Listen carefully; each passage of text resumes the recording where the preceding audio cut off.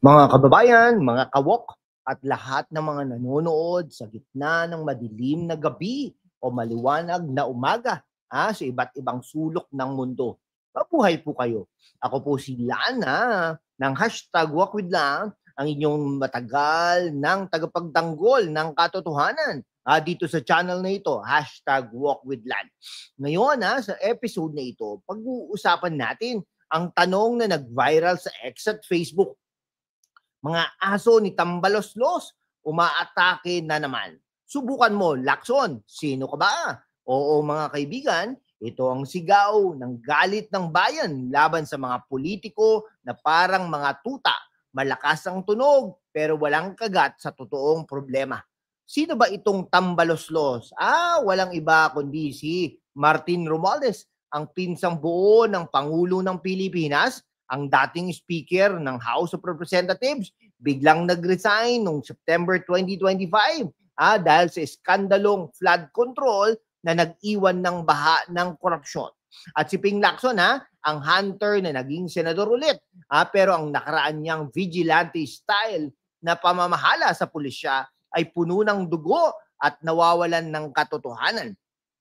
Sa ilang mga minuto na ito, hindi ko sasabihin ng mga chismis. Magiging factual tayo, in-depth at witty tayo, no? Parang si Deo Makalma na nagpapatawa habang nagpapahiya sa mga walang hiya. Pero para sa inyong mga OFWs dyan sa Estados Unidos, Canada, Saudi Arabia at Australia, kayo ang unang sumisigaw laban sa ganitong kalokohan. At sa mga kabataan sa Pilipinas, Italy, Japan, Malaysia, UAE, at Hong Kong. Ito ang inyong sandigan para sa pagbabago. Kung nag-enjoy kayo, mag-like na, i-share at i-subscribe na. At para sa mas malalim na laban, sumali na sa YouTube membership. Mabibigyan kayo ng exclusive access sa behind the scenes at question and answer. Sama-sama, hashtag laban para sa katotohanan. Mga kawok, simulan natin sa si Martin Romualdez, ang taong ipinanganak na may ginto sa bibig, o mas tamang sabihin may mansyon sa Leyte at koneksyon sa Malacanang. Bilang pinsan ni Bongbong Marcos, siya ang perpektong halimbawa ng Nepo baby sa politika. Mula mayor, nag-mayor ba ito? Hindi po nag-mayor yan, no? Nako, hanggang congressman, no? Talaga, at finally, speaker ng Kamara noong 2022. Tumakbo rin po itong senador ng Pilipinas, kaya lang talo po, no? Pero teka, ano ba ang naging legacy niya? Hindi pag-unlad, kundi pagpapayaman. Noong 2024, nag-viral ang Okada bribery scandal, no? Kung saan si Romualdez ang sinasabing middleman sa mga suhulan na umabot sa bilyones mula sa casino mogul na si Kazuo Okada. No? Parang pelikulang aksyon, pera, kapangyarihan at konting pagtakbo mula sa batas. Pero ang tunay na plot twist, ang flood control scandal ng 2025, habang ang Super Typhoon Egay ay nagdadala ng baha sa Luzon. Si Romualdez ang kanyang mga kaalyado na nag-aasikaso ng 1.2 billion pesos na pondo para sa proteksyon, na lumabas na ghost projects at substandard na kontrata. Isipin ninyo mga kababayan sa Pilipinas, habang kayo ay lumulutang sa tubig, ang mga ito ay lumulutang sa kickbacks.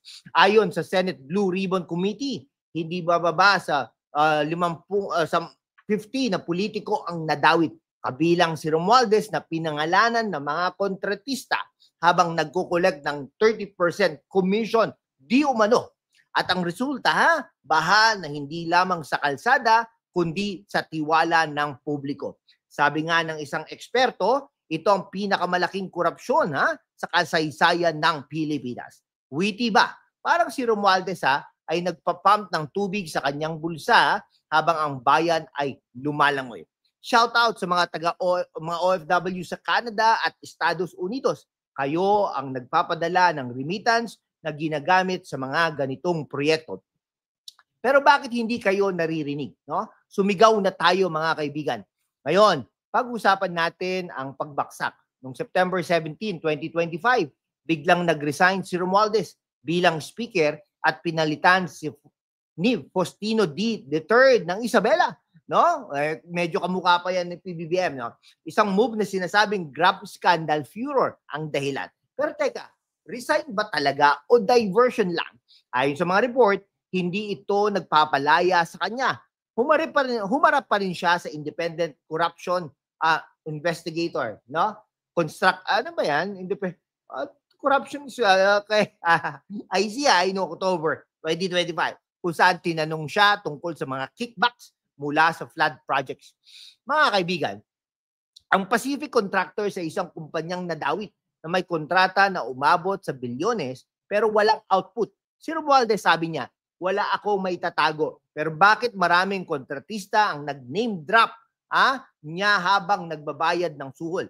At ang at ang link sa Malaysian fund scandal, may convicted fraudster na konektado sa kanya na nagpapahiwatig ng mas malalim na network. Okay, parang si Romualdez ay naglaro ng Monopoly.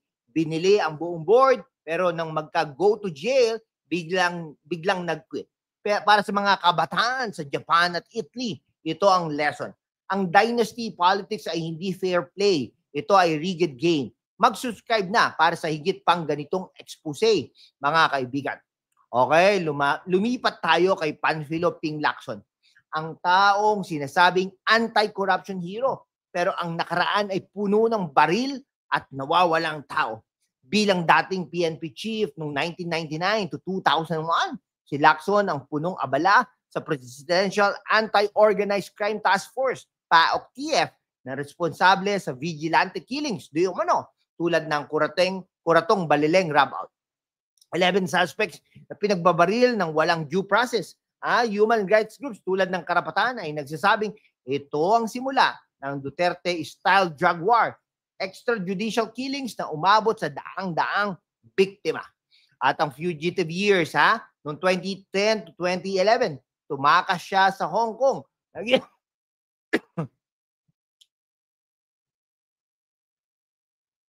Yan, dahil sa mga charges mula sa Euro General's cases.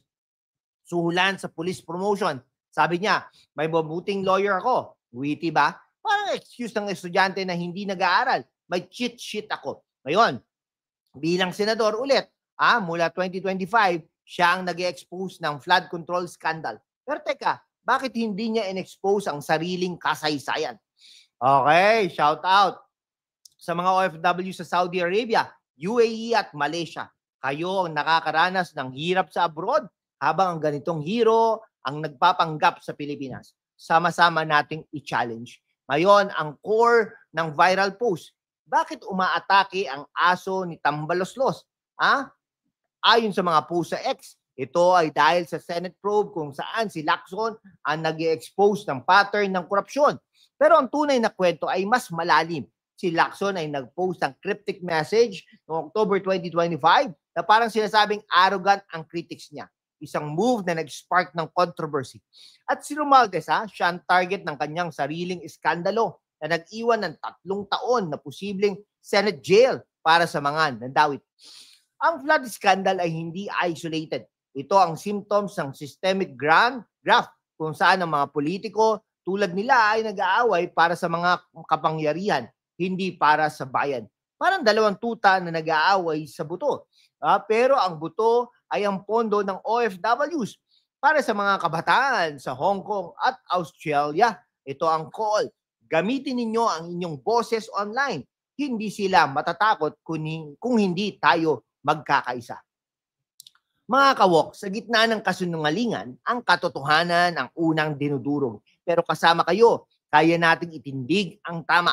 Aral mula kay Romualdez, ang resignation ay hindi justice. Kailangan ng korte. Kay Lacson, ang past ay hindi nawawala. Ito ay lesson sa accountability.